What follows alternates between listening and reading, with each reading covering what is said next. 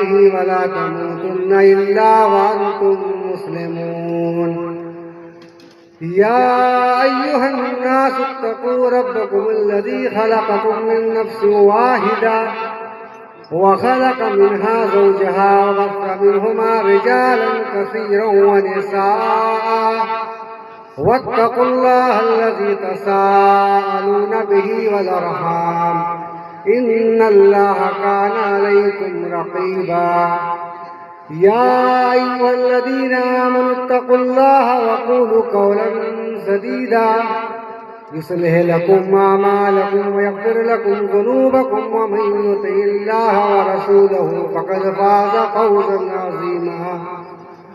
أما بعد فإن خير الحديث كتاب الله وخير الهدي هدي محمد صلى الله عليه وسلم وشر الأمور محدثاتها وكل محدثة بدعة وكل بدعة ضلالة وكل ضلالة في النار.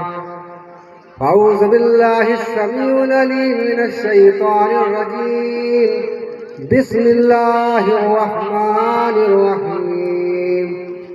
ألف لام ميم. أحسب الناس أن يتركوا أن يقولوا آمنا وهم لا يفتنون. ولقد فتنا الذين من قبلهم فليعلمن الله الذين صدقوا وليعلمن الكاذبين. محترم حاضرین جلسہ، دینی ملی بھائیوں، ماں اور بہنوں، پوری دنیا کے اندر آج جو مسلمانوں کے حالات ہیں اور مسلمان جن نامساعد اور ناگفتہ حالات سے گزر رہے ہیں وہ کسی سے چھپا ہوا نہیں. قوم مسلم اس وقت پوری دنیا کے اندر پریشان نظر آتی ہے، مصیبتوں میں اور پریشانیوں میں ملوث نظر آتی ہے. جیسا کہ لگتا ہے کہ پوری قومیں آج امت مسلمہ پر پڑی ہیں. مصیبت و پریشانی آتی ہے تو انسان ٹوٹ جاتا ہے اور کہیں نہ کہیں اپنے رب سے مایوس ہونے لگتا ہے. اسے لگتا ہے کہ ایسا تو نہیں کہ میرا مذہب ہی غلط ہے، میں کسی غلط راستے کو اپنا رہا ہوں، اور وہ شک اور شبہات میں پڑ جاتا ہے اور اپنے رب سے اس مایوس ہونے لگتا ہے جس رب نے اسے پیدا کیا ہے. جس رب نے اسے پیدا کیا اس کے خلاف ہونے لگتا ہے اور اس کی زبان سے نکل جاتا ہے کہ اللہ کو میں ہی ملا تھا مصیبت اور پریشانی دینے کے لیے، حالانکہ اللہ تعالیٰ اسے سب سے بڑھ کر محبت کرنے والا ہوتا ہے.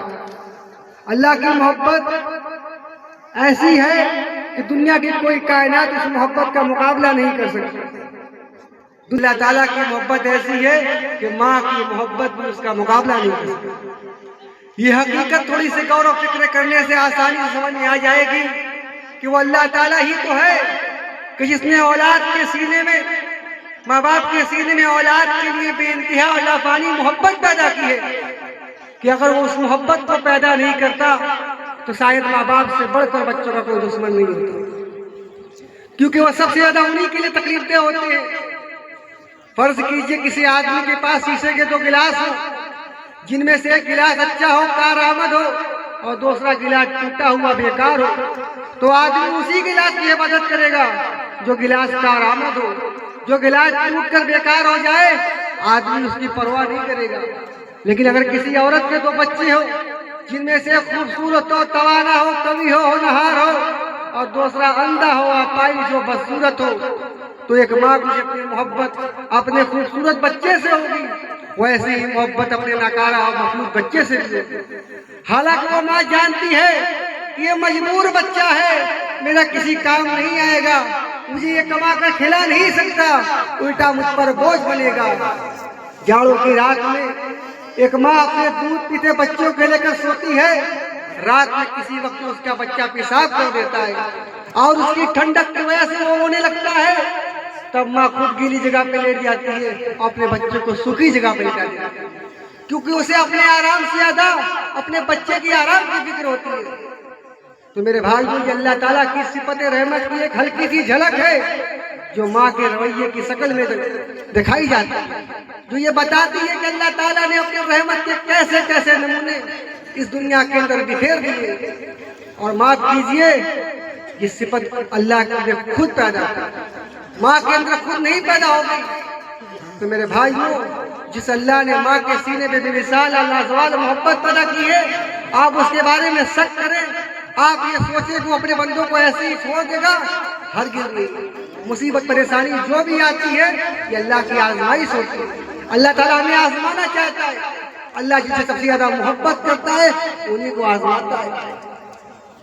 بہت سارے لوگ ایسے ہوتے ہیں جو مصیبت پریشانی میں گھبرا جاتے ہیں اور مصیبت پریشانی میں گالی دینے لگتے ہیں۔ اللہ کے رسول کے زمانے میں ایک عورت کو بہت تیز بخار آیا تو وہ عورت بخار کو گالی دینے لگی، بخار کو برا بلا کہنے لگی۔ اللہ کے رسول نے کہا کہ اے عورت، تو بخار کو گالی نہ دے، یہ بخار تیرے گناہوں کو ایسے ہی دھل دیتا ہے جیسے آگ لوہے کے زنگ کو، لوہے کے میل کچیل کو صاف کرتا ہے۔ تو مصیبت پریشانی ہماری زندگی کا ایک حصہ ہے۔ حضرت سعد بن ابی وقاص اللہ کے نبی کے پاس آتے ہیں، کہتے ہیں اللہ کے نبی، ای الناس اشد بلاء، لوگوں میں وہ کون لوگ ہیں جن کے اوپر سب سے زیادہ مصیبتیں پریشانیاں آئی؟ اللہ کے رسول کہتے ہیں کہ الانبیاء، سب سے زیادہ مصیبتیں انبیاء کرام کے اوپر آئی ہیں، ثم لمس فلمس، پھر اس کے بعد جو مرتبے مجھ سے کم ہوتے ہیں اور پھر اس کے بعد جو مرتبے مجھ سے کم ہوتے ہیں۔ آپ انبیاء کرام کی تاریخ اٹھا کر کے دیکھیے، قرآن میں قدم قدم پر انہیں آزمایا گیا، قدم قدم پر مصیبتیں پریشانیاں آئی۔ چنانچہ اللہ کے ایک خاص پیغمبر حضرت ابراہیم علیہ السلام، جن کی پوری زندگی مصیبتوں اور تکلیفوں میں گزری، اللہ رب العالمین نے قدم قدم پر آزمایا۔ 70-80 سال کی عمر ہو چکی ہے، حضرت ابراہیم علیہ السلام اولاد کی نعمت سے محروم ہیں اور اللہ سے دعا کر رہے ہیں، رب ہب لی من الصالحین، اے اللہ تو مجھے نیک بیٹا دے دے، نیک اولاد دے دے۔ اللہ نے فرمایا فبشرناہ بغلام علیم، ہم نے انہیں نیک بیٹے کی، ابودار بیٹے کی بشارت دے دی۔ اتنی بڑی مصیبت آئی، اتنی بڑی پریشانی آئی، ابراہیم علیہ السلام اللہ کو نہیں بھولے، اللہ سے دعا کر رہے، اللہ کو یاد کر رہے ہیں۔ حضرت ایوب علیہ السلام 18 سال تک بیمار رہے، بچے چھوڑ کر چلے گئے، بیویاں چھوڑ کر چلی گئی، پورا خاندان چھوڑ کر چلا گیا، لیکن پھر بھی اللہ سے مایوس نہیں ہوئی اور کبھی بھی کوئی شکایت نہیں کی اللہ سے۔ اور اللہ کے نبی کے صحابہ اکرام پر بھی مصیبتیں آئیں، صحابہ اکرام کو بھی قدم قدم پر آزمایا گیا۔ حضرت بلال جب اسلام لائے، ان کا آقا نے ان کو تپتی ہوئی ریت پہ لٹایا اور ان کو تکلیفوں میں سے مبتلا کیا۔ کفار کی طرف سے اتنا زیادہ ظلم ہوتا تھا کہ صحابہ اللہ کے نبی کے پاس آئے اور کہنے لگے اللہ کے نبی، کافروں کا ظلم سے تو ہم سے برداشت نہیں ہوتا ہے،